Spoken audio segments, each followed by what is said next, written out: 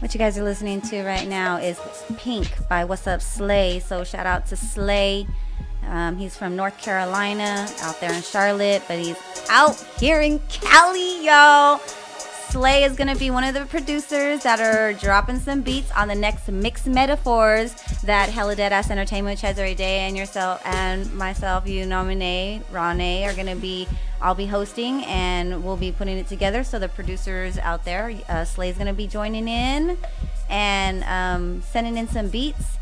Which round that he gets, we don't know. We'll find out. But the freestylers that are coming will get to play on the melodies and the beats that'll be coming in through. So, yep. So Static Records is going to be also sending in some beats as well as Off-Take Music. So shout out to Quick Strike with Off-Take Music. Shout out to MK over at Static Records. And shout out to Slay for sending in these beats. So Slay, I remember he got a name for his. I'm gonna have to get that. So I just go by Slay. All right, let's get it cracking. What's up?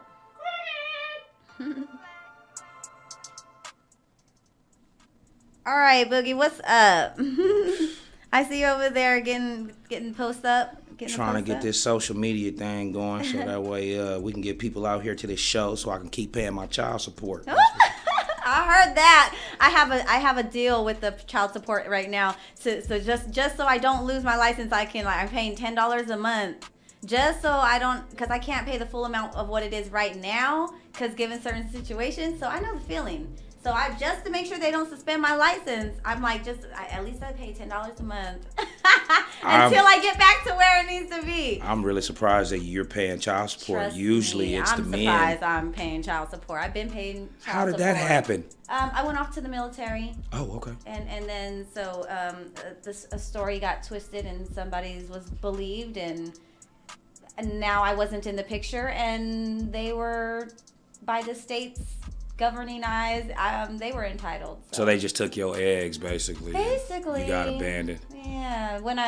That's okay though. It's okay. Because everything's a learning experience, right? Right. So it makes you grind a little bit harder. Yes, it definitely does. Definitely does.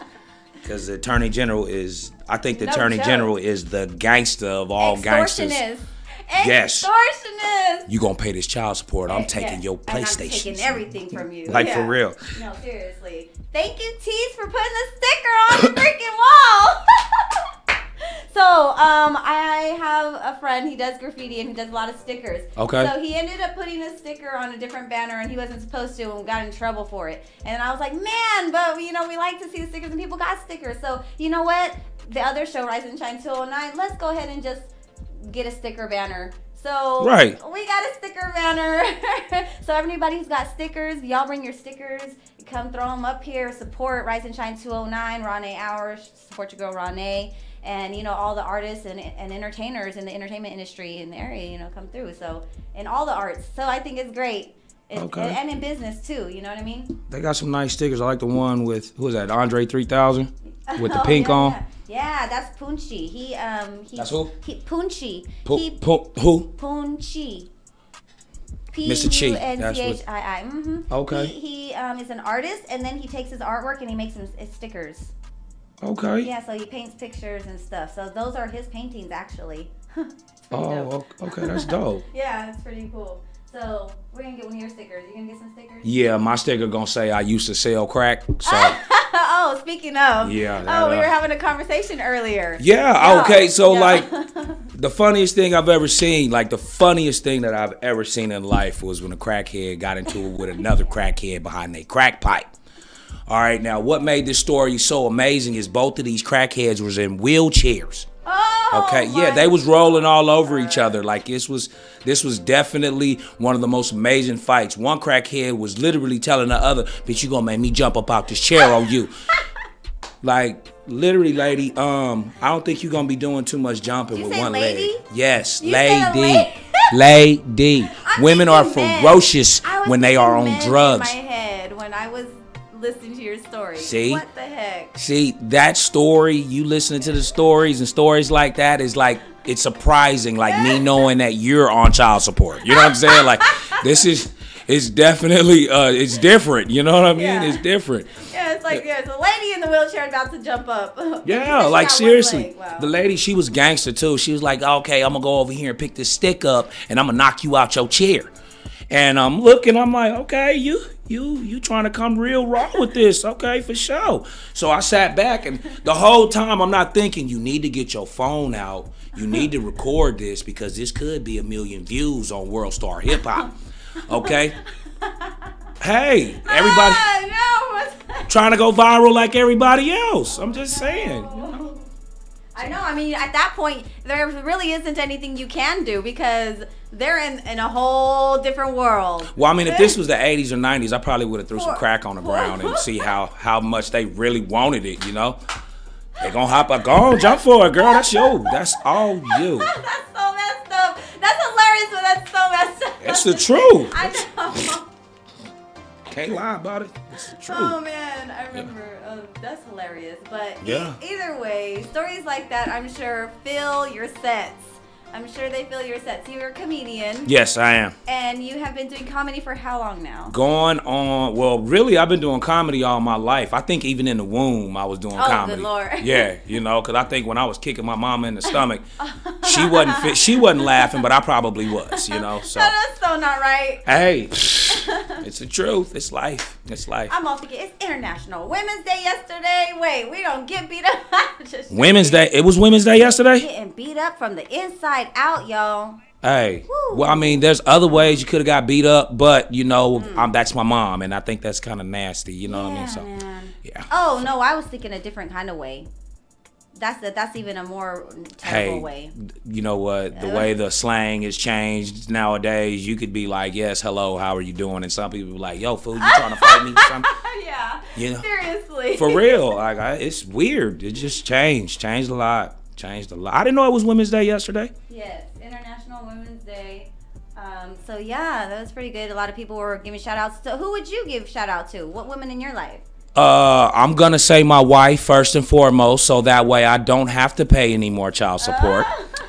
I like to give a shout out to my sisters, all my sisters out there.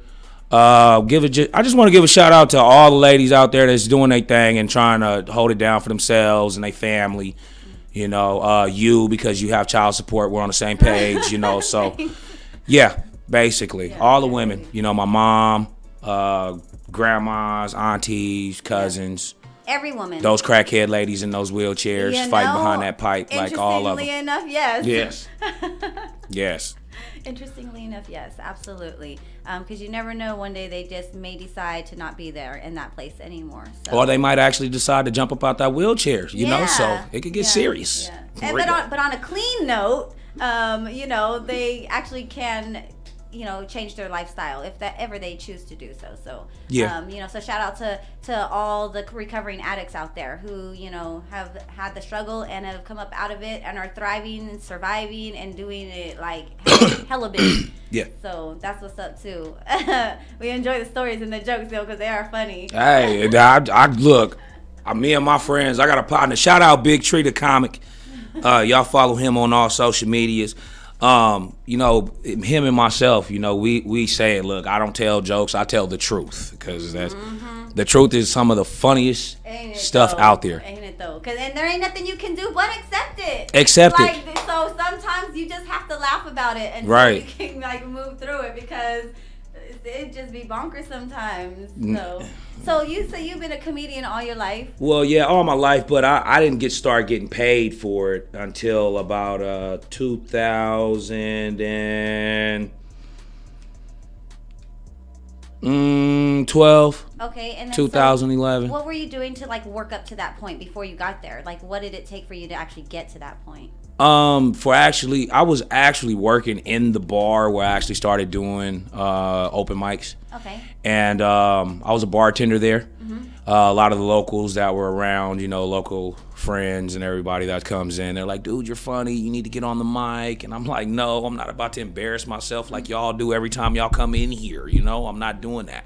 So one thing led to the other. about a week or two later, me and my ex-girlfriend, we got into it, and I was like, you know what? I'm about to get on this mic, and I'm about to talk about this little short. Ooh, yes. Okay. So I got on there. I talked about her, and I guess everybody that was in there that night was going through the same thing that I was going through. And I got booked on a show the next month, and I got paid for that show. And I was like, wait a minute, I made more money on this 15 minutes than what I would working, you know, a whole 8-hour shift. I'm like, I think I'm finna quit being a bartender, and I'm about to go be a comedian. Oh, okay. Oh, so actually take it up as a career. Yeah, like really pick it up as a career. Because, I mean, it's like, I honestly, I don't want to work for nobody. I like being independent as much as I can. And I feel that this is a great outlet for me because I'm able to actually use it as therapy for dealing with a lot of stuff that I've had going on in my past.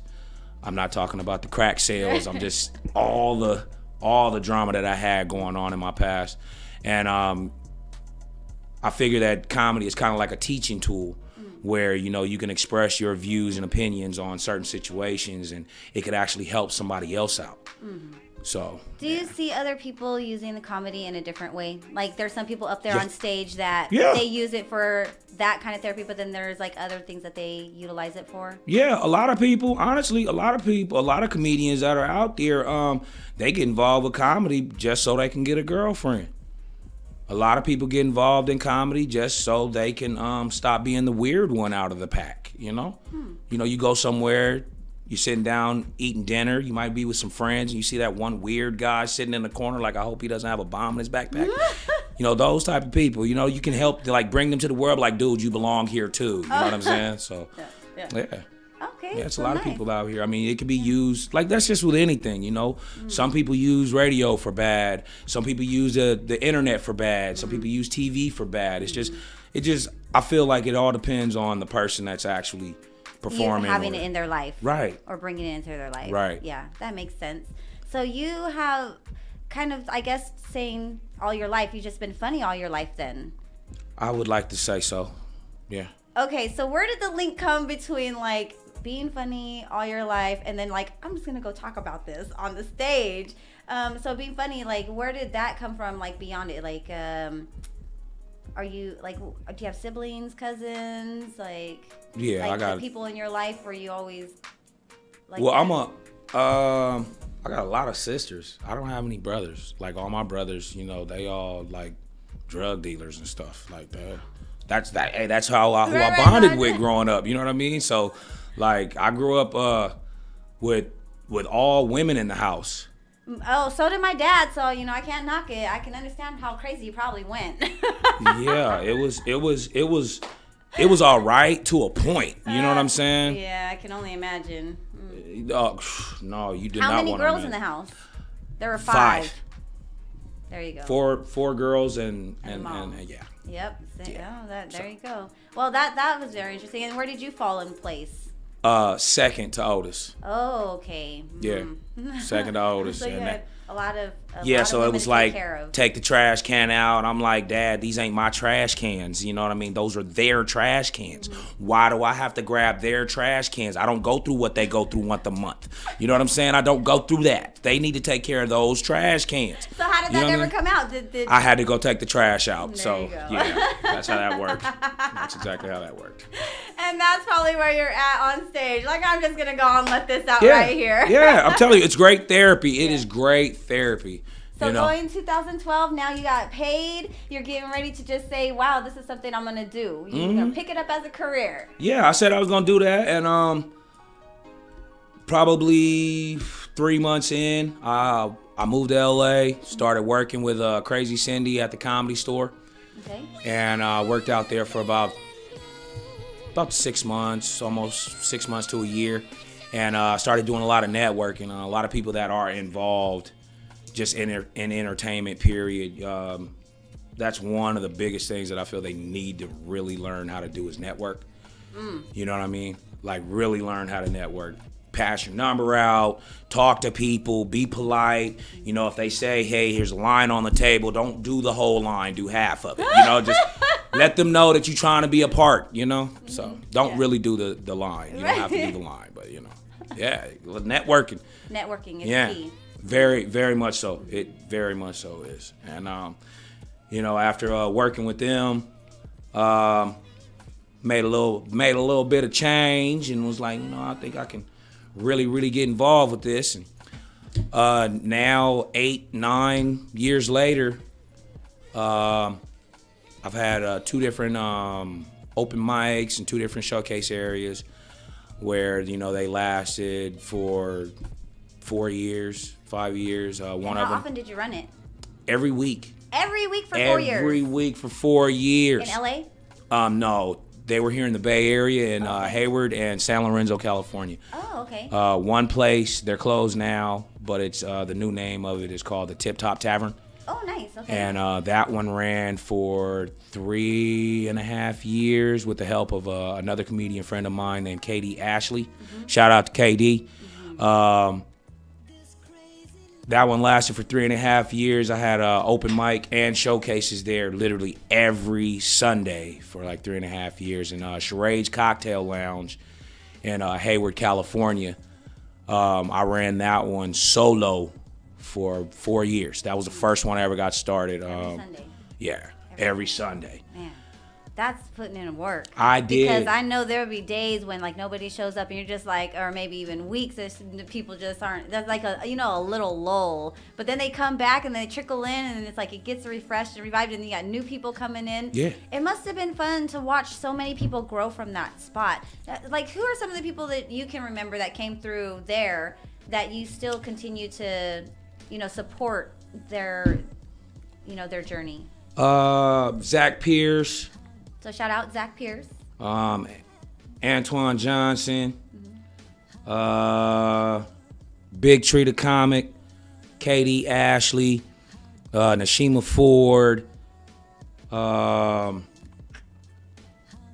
list is, it's a long list of people that I've seen just come through there. Nice. You know, a lot of newcomers, a lot of old veterans that's been in the game. I can't just pinpoint, you know what I mean, a couple of names because that would take literally about a year to be able to do all that. You so know? Shout out to everybody who came through there. Everybody, literally, all love for everybody. You know, if I didn't say your name, you could still say, "Hey, L Boogie shouted me out when they was on the radio." So yeah, because I was there.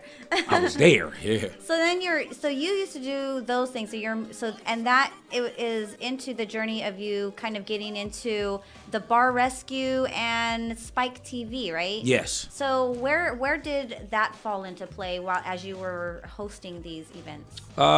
It actually came in after I did a student film project, which has actually been getting a lot of buzz in the Hollywood area. Shout out Damo Taylor. He was the producer and the writer and the director of the student film Halloween 7. Oh, yeah.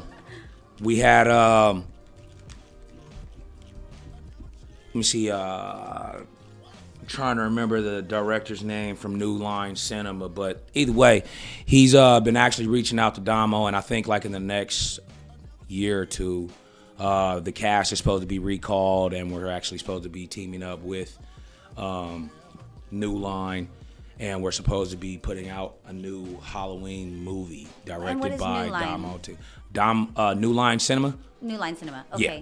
Okay. It's one of the big production companies down in Hollywood right now. Oh, nice. So they did all the Halloween movies. Okay. You know what I mean? So you guys are going to have a reunion? Well, a cast reunion, yes. But the cast that we did have in that movie, we're actually going to be recasted, and we're going to actually refilm the movie with all the correct equipment this time. A little bit better production. Oh, way better production. I mean, don't get me wrong. That 45 minutes and 22 seconds, we was going down. It was going down, them 45 minutes and 22 seconds on YouTube. So, you know, you can look that up. Damo Taylor, like Halloween 7. Coming, huh? Oh, yeah, for real. Like, seriously, you can actually look. I mean, the funniest thing about that whole production was we had Michael Myers played by 2 different people. Oh, interesting. Yeah, the first guy, I can't remember his name. I think his name was Aaron. He was there at first, and then something happened to Aaron. I don't know if Michael Myers' spirit actually took over him, but he disappeared, and I ended up having to finish the movie out as Michael Myers. Oh, man. So, You played that role? Yes, I did. Oh, my goodness. Yes. I mean, it was actually pretty good because I got to take out a lot of frustration. I can only imagine. My It's like I get to goodness. stab this person. You telling me I really get to stab this person? Well, good baby mama, I'm finna stab baby. Stab. Make sure it retracts well. Yeah, yeah. One guy want it was to like, get man, you sick. look a little bit Don't. too serious, like you've done that before. You're like, I am very serious. Very, very. I was in character, bro. I was in character for sure. Yeah, and then after that movie, while working at the bar, it's called a Fog Line now, but at first it was called Russell City. Went there, was working as a security / bartender / cook / janitor / repairman / maintenance man. You're like, I'm here. What do you need? Yeah, you know what I'm saying? Well, the owner, he's Haitian, so he was like, look, y'all gonna work like we work. You know what I'm saying? I'm like, bro, I can't hold down 20 jobs, man. You know what I mean? I wasn't born like that. So, yeah, I was working with him, and we all decided, it was like, man, this bar needs help. Like, seriously, the bar needed help. We didn't have any garnishments.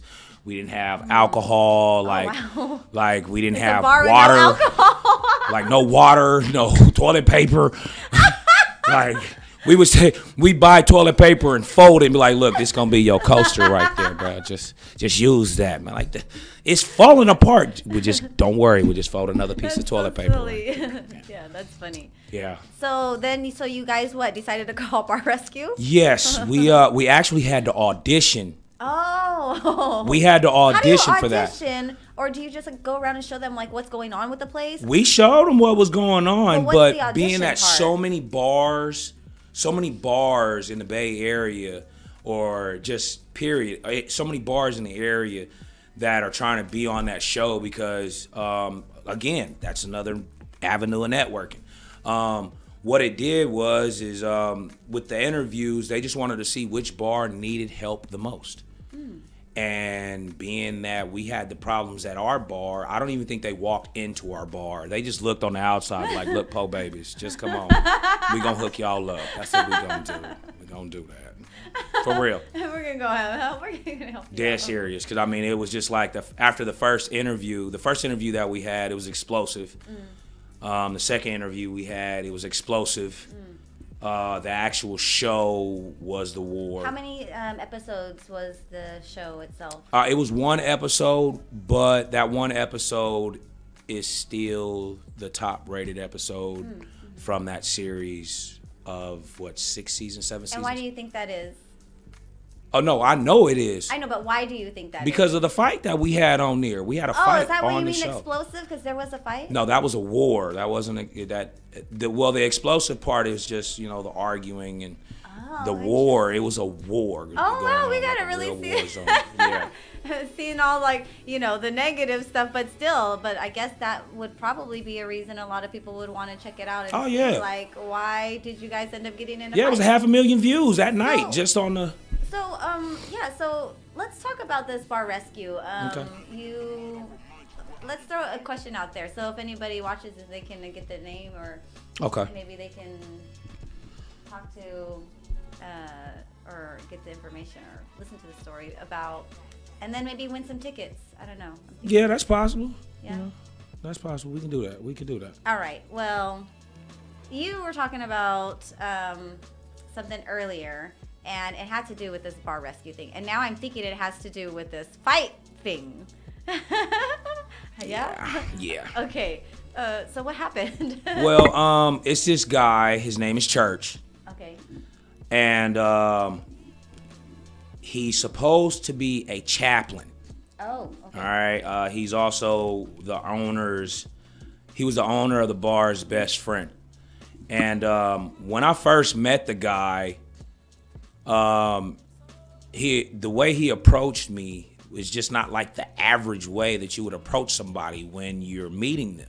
The normal person, would extend their hand for a handshake, introduce themselves, hi, like myself. Hi, I'm Lawrence. How are you? Nice shoes. You got a booger in your nose. That type of stuff. Yeah. not approaching you, you know, in battle mode with your fist balled up and your eyes cringed. You know, you don't meet people like that. Wow. Right. Wow. You know, I grew up, you know, the way I grew up, somebody approaching you like How'd you that. meet this person? That's how I met him. I was at the bar. I was outside working that day, and he literally approached me with his fist balled up and his eyes, eyes low. And I'm like, hold on, bro. I don't really know you like that. You lucky I'm at work, bro, because I would bust one on you, pimp. Like, really back up. I don't know you like that. You know what I mean? I can't imagine anybody walking in like that. Yeah, I couldn't either. That was amazing. I'm like, he got to be slow. Like, he licked windows literally in high school. Like, this kid has to be slow. And I'm trying to imagine like where he's coming from with that. right, you know what I'm saying? Yeah. So it was just like that encounter was weird. So I'm the type of person, if I get a weird encounter from you the first time I meet you, because you know first impressions are everything, I'm gonna stay back. I'm gonna keep my distance from you. I don't want to know your name. I don't want to know when your birthday is. Right. I don't want to know if you got kids. I don't know if you got child support like me. I don't want to know. Yeah, you didn't anything. exist before, and when I'm gone in this moment, you won't exist later. So You know what I'm saying? yes, So, I don't need to know. Over time kept going. I had literally forgot that this guy was even in this bar. Like, I literally had totally forgot about him because it was like, okay, he's irrelevant. You know, I know he probably just wants some friends or something. So let me just keep my distance, just go to work. When the interview came around, you know, things led to whatever, and I guess how he was really feeling about me started to come out and show during these interviews. So some interviews he'd come out and was disrespectful. He called himself poking me, and I'm like, bro. Wow. Like, you really don't know me like that, homie. Like, bro, I will beat you up. Like, back up. Like, really back up, bro. I'm laughing and joking, but I'm not a joke. You know what I'm saying? Yeah. And You're like, wait a minute, this is going somewhere like personal. it really was going personal with him. Yeah. With him. It wasn't personal with me because, like I said, I felt sorry for him because I was like, this dude got to be retarded. Like, he can't be, you know what I mean? Like, Just approaching people having with some his animosity like that. Right. Yeah, it's very strange. You know? So, one thing led to the other. We did the interviews, you know, we did the auditions, we got accepted to go. They came in and started doing the recordings. The actual night that we had the big brawl in that bar, we were actually getting ready to set up to start filming. I went outside, I come back inside. They were filming if they caught it. Yeah. Right. So I went outside. I came back inside. I seen this guy, Church, and the producer standing by the wall. And I was like, this is supposed to be the last night of filming. I'm like, I am not about to get embarrassed on national television.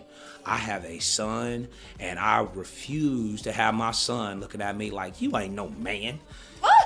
You let that man talk to you and treat you that way on TV. You are not a man. So I was just like, you know what?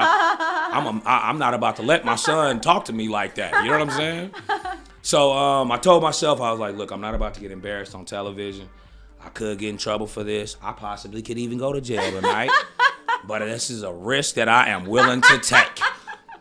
Okay, so we start filming.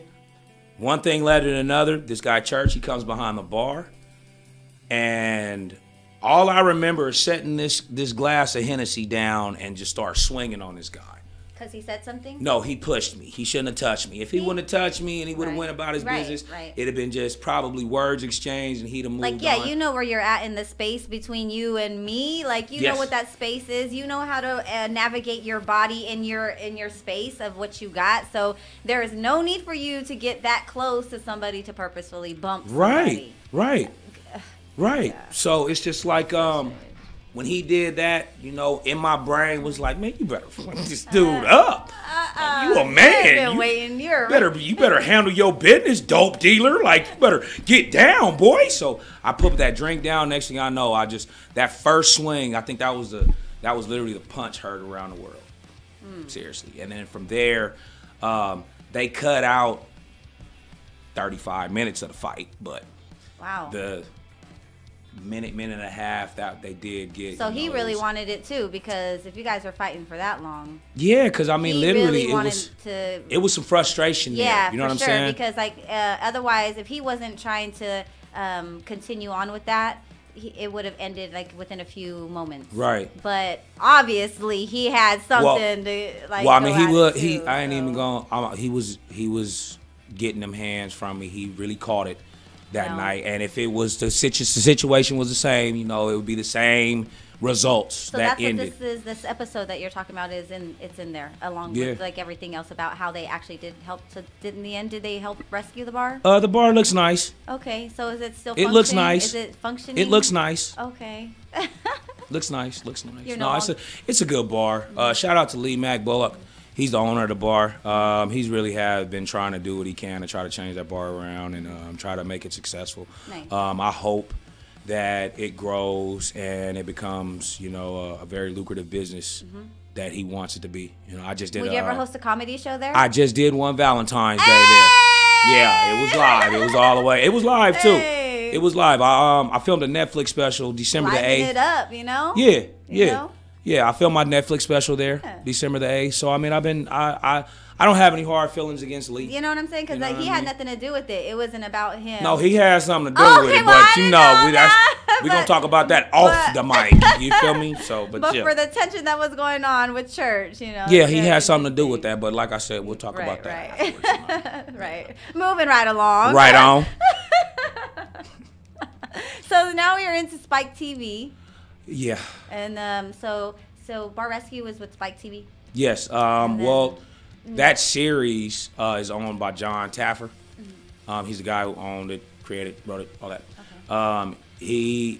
He's just been really, I guess that that series or just that show is so popular, it's been getting transferred from different networks. Okay. Network, which is fine by me because those are credits that I can claim. You know what I'm saying? Yeah. And hopefully I ain't got to go to no lawyer to get a check, Paramount. You know what I'm saying? So I am just saying, you know, I didn't sign for them. I signed for Spike. You know what I mean? So, yeah. So I wonder how many other contracts might have been in that wake.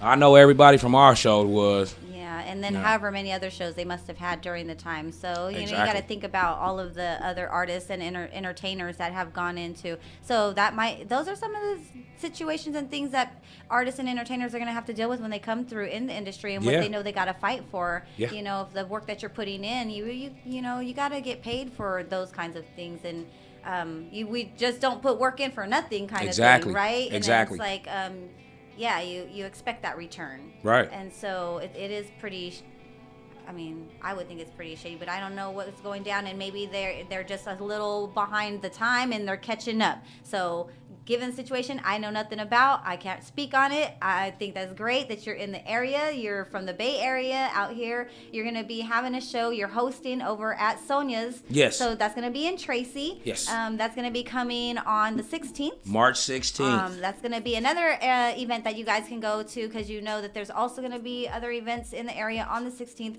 But this one out here for some comedy and for some, what'd you say, maybe some good hitters, some pretty good hitters for... Oh, we got a great lineup coming out for this show. This is actually the first show that I'll be hosting there, and the lineup that we do have, we got a great lineup. Shout out to Edward Quinn, Hence Singleton. And look, if I don't get your name right, don't get mad at me, okay? Because like a lot of the comedians that are on.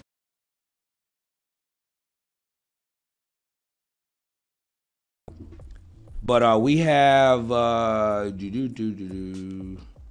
we have Hence Singleton. I think he was one of the contestants or a winner of the World Series of Comedy that they have. It's a big comedy rotation that they have once a year. He's our headliner for this month's show. And how much time is he going to be doing? What's his set? 45 minutes, bro. You getting paid? You finna work for it. You know, I don't give up money for free. Right. You know what I mean? I got child support. That's like. And then you have a couple others. Edward Quinn. Mm-hmm. He's one of. He's Avery, I think he's from the Bay Area. Palo Alto. Okay. I think that's where he's from. And Avery, I've never met him, but you know we're gonna meet him. We gonna meet all y'all. Yeah. Mm-hmm. So everybody coming through. So do you think you'll be hosting this again and again? Yeah, this is once a month. This so is you're going to be out in Tracy once a month. So you once guys can catch guaranteed. Boogie out in Tracy once a month. Yeah. You know, come vibe out, support the show, support what he's doing Help out me here. pay my child support. Pick his brain, you know, if you guys got questions about child support. Yeah, hey, child support is serious. Did you know that they actually confiscating people's stuff now? If you don't pay your child support, they come into your house. They cannot do that. They can do that. They can do that. They are coming to your crib. So keep paying that $10. What? Yes, they come into your house and they're confiscating stuff. So basically, men, if you have a PlayStation 4, an Xbox One, you have Madden 2019, NBA 2019, and you have a bomb season saved, it's over. So where does like your own personal space, like where does that draw the line? It's your kid. You don't have personal space. That's how I look at it. You know what I mean? This is your kid. And then it takes another governing agency to make that call. Well, some people don't act. Some people don't want to pay.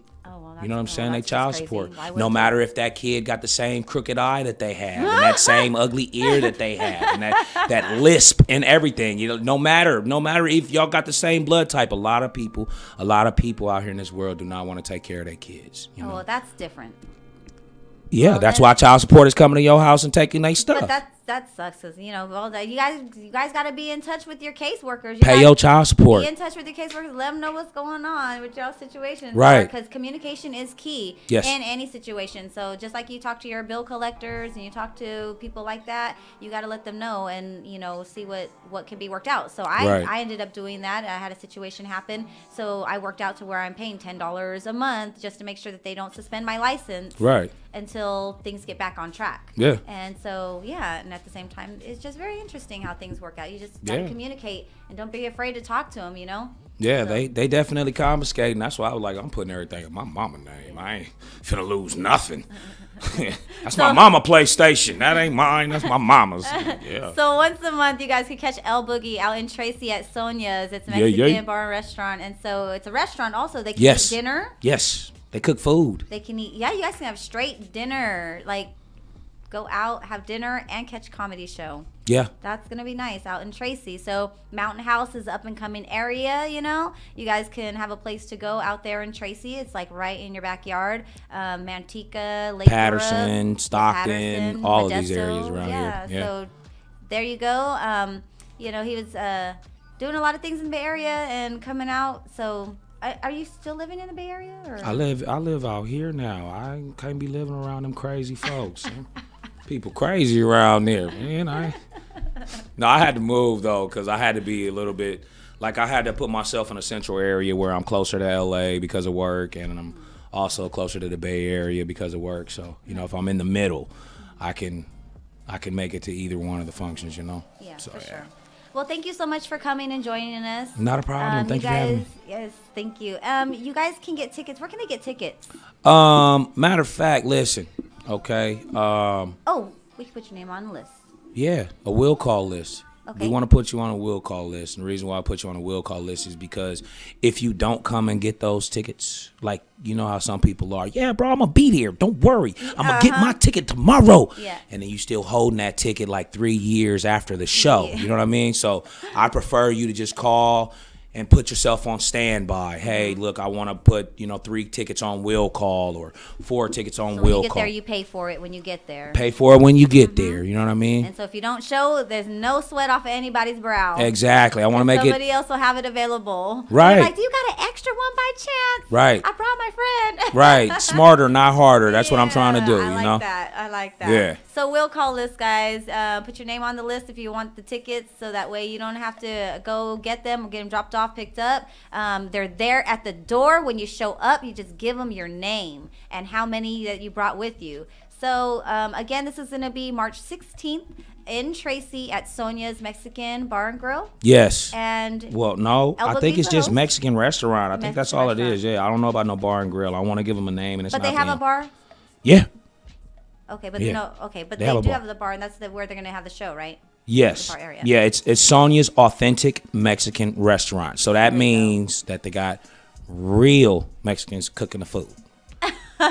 Oh, I mean, I done went to some Chinese. Hey, look, I done went to some Chinese restaurants and was like, look here, Pedro, your name is not Hing Sing, okay? In San Francisco, you got Mexican people rolling the sushi too. You know what I'm saying? That's not authentic to me, Pim. That's cool. Well, you know, it's the food, and everybody learns it. Okay, so anyways, you guys can have some real authentic Mexican food over in Tracy. Right. El Boogie's gonna be hosting that event, and you guys can come vibe out with him as well. And then if you miss it, you can check him out many months thereafter. He's gonna be there once a month. Yes. And so you guys can come and meet him and greet. So.